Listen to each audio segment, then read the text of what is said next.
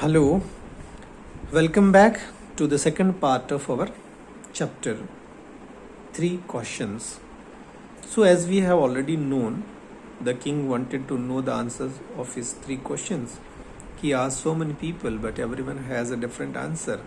Finally, he decided to go and meet a hermit who lived in the forest. He reached there and he met the hermit, but he did not answer his questions. And while they were talking, they see someone running towards them. And now let us see what happens. Who is that person? The king turned around. The king turned around and saw, what did he see? A bearded man, a man with a beard, hair on the chin, on the cheeks, running towards them. What he could see is that a man who had beard was running towards them. His hands were pressed against his stomach. He had pressed his hands towards his stomach, from which blood was flowing. And what did the king see? That blood was coming out from the stomach of that person. When he reached the king, as soon as the stranger reached to the king, he fainted. He was unconsciousness. He lost his consciousness and fell to the ground, and he fell on the ground.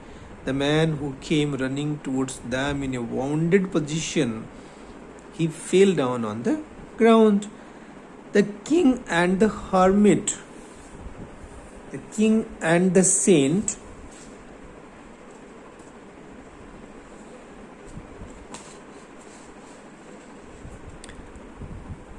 removed the man's clothing. They removed the clothes of that man and found, what did they see? A large wound in his stomach. They saw there was a big cut in his stomach. The king washed and covered it with his handkerchief. As they were in the forest, they may not have necessary things to bandage the wound, so he used his handkerchief to cover the wound of that stranger, but the blood did not stop flowing. This handkerchief alone could not stop his blood from flowing. The king redressed the wound. The king again bandaged the wound, again redressed the wound, until at last the bleeding stopped. And finally he was successful in stopping the blood oozing from the wound. The man felt better. Now the stranger was in a better condition and asked for something to drink. The man said, I want to drink something. The king brought fresh water. The king brought fresh water for him and gave it to the stranger. By this time, the sun had set. By this time, it was late evening. Sun had already set, and the air was cool. Cool air was blowing. The king, with the hermit's help, carried the wounded man into the hut. With the help of the old man, the hermit, the saint, the king was able to shift that man inside the hut and laid him down on the bed.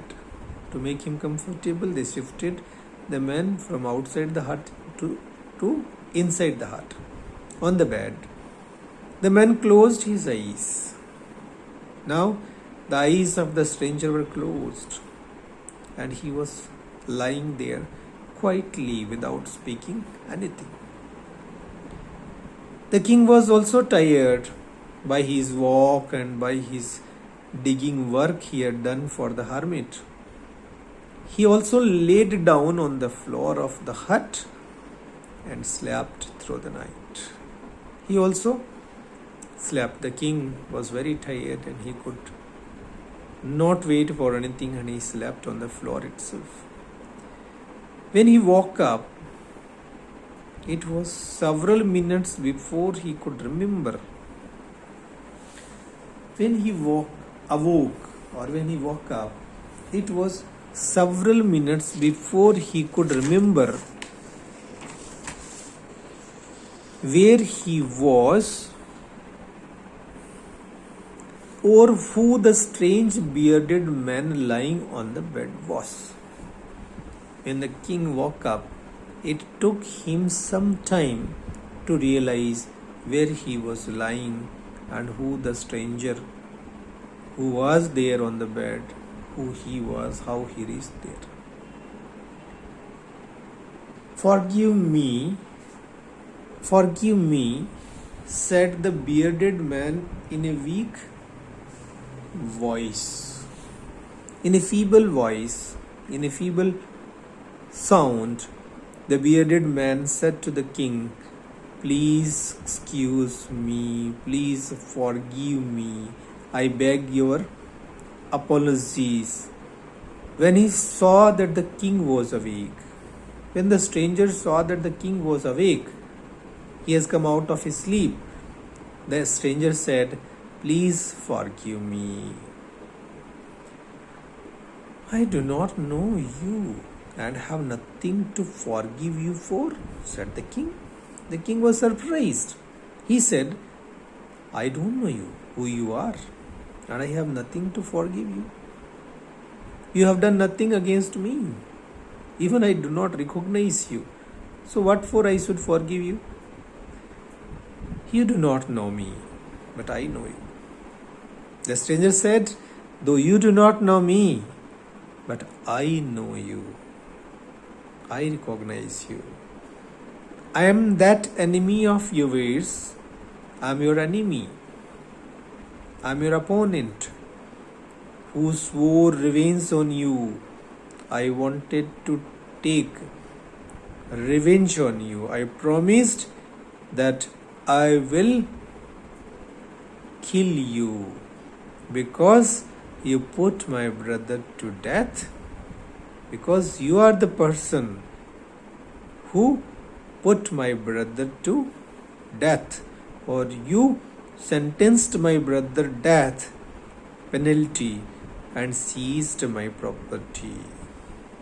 Though you do not know me, but I know you, because you are the person who killed my brother and seized my property. You have taken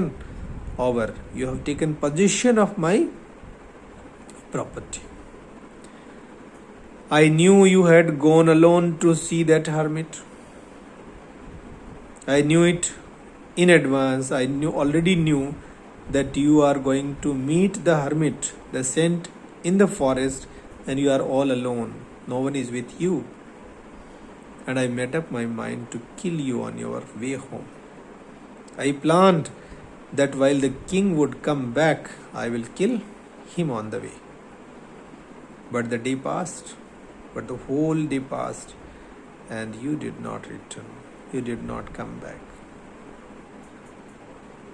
So I left my hiding place. So I left the place where I have hidden myself, where I was secretly waiting for you to come. And I came upon your bodyguard. And when I came out of my hiding place, when I came out of my secret place, I met your bodyguard, and he recognized me. Your bodyguard knew me. He recognized me that I am your enemy, and he wounded me. Your bodyguard attacked me, and he wounded me. Anyway, I escaped from him. I ran away from him. I saved myself from him. But I should have died if you had not dressed my wounds. But because of the cut at my stomach, I must have died if you had not helped me, if you had not dressed my wounds and treated me, I wish to kill you. I wanted to kill you, and you have saved my life. I am the person who was willing to kill you, and you are the person who have saved my life. Now, as you have saved my life, now if I live, if I will remain alive, I will serve you as your most faithful servant. I will serve you as your most faithful, most dedicated servant, and will order my sons to do the same. Not only I, myself and my sons will dedicate their life to serve you, to protect you. So forgive me, please. Again he begged for the king's pardon. The king was very happy to have made peace with his enemy so easily. The king was pleased that so easily he could make peace with his enemy and to have won him over as a friend.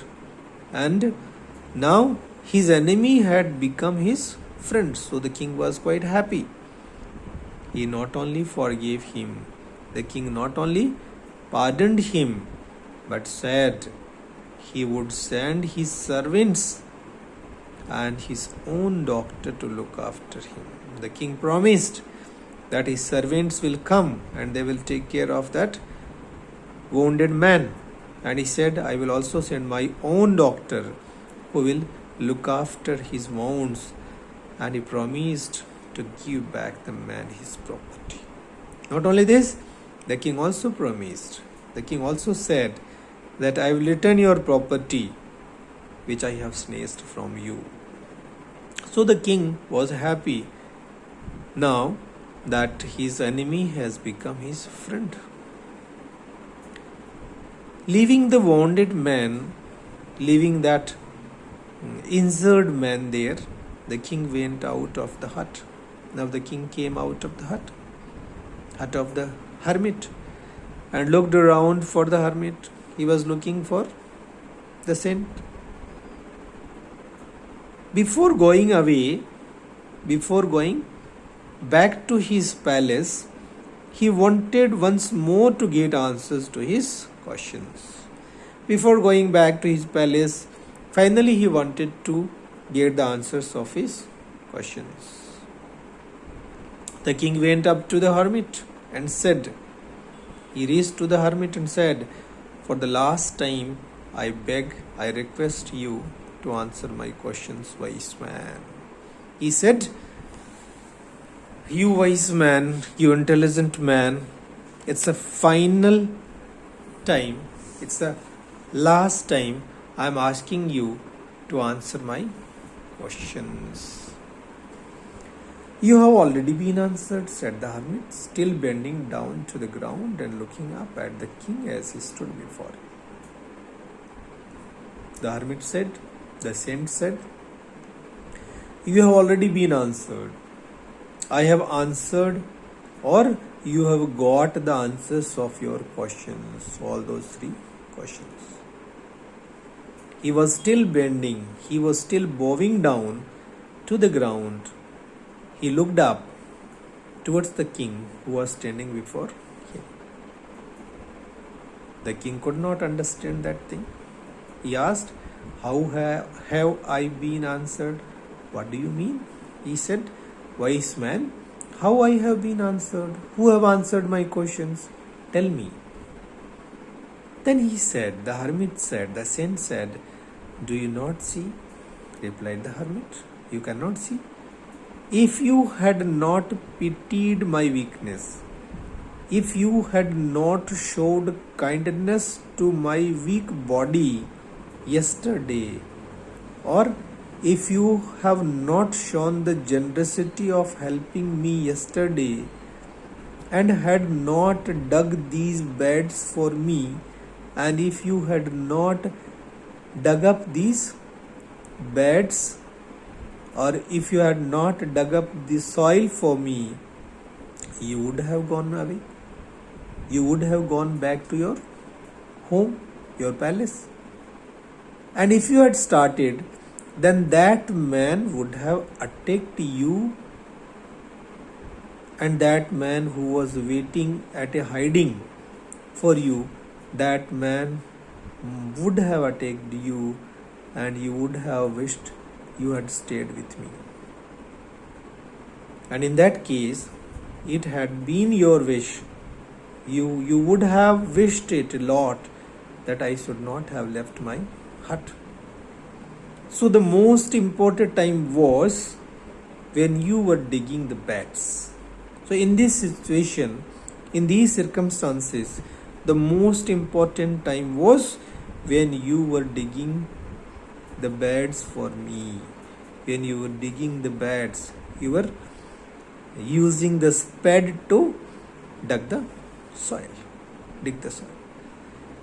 And I was the most important man. That was the most important time, and I was the most important man at that time, and to do me good was your most important business.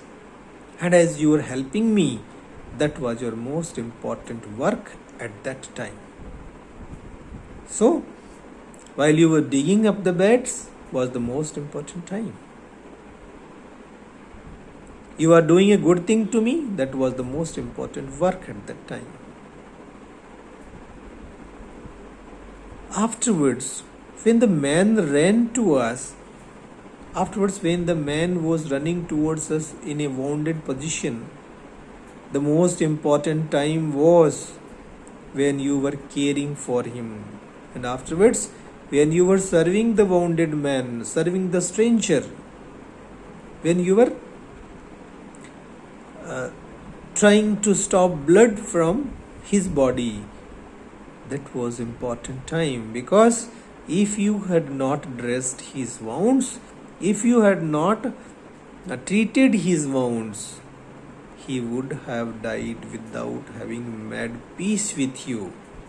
That man, that enemy of yours, would have died, would have gone to the heavenly abode without having made peace with you. So he was the most important man.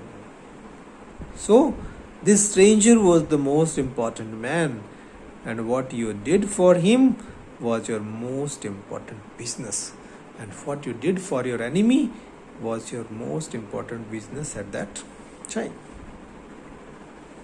Remember then, keep it in mind, there is only one time that is important.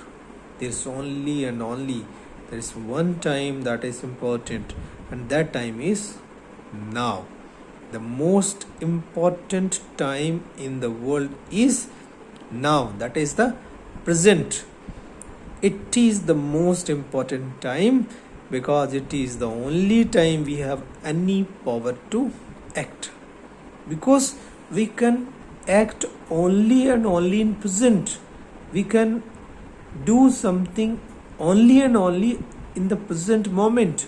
Once that moment has gone, we have nothing to do, nothing to change that action. Either it has become past or it has become future.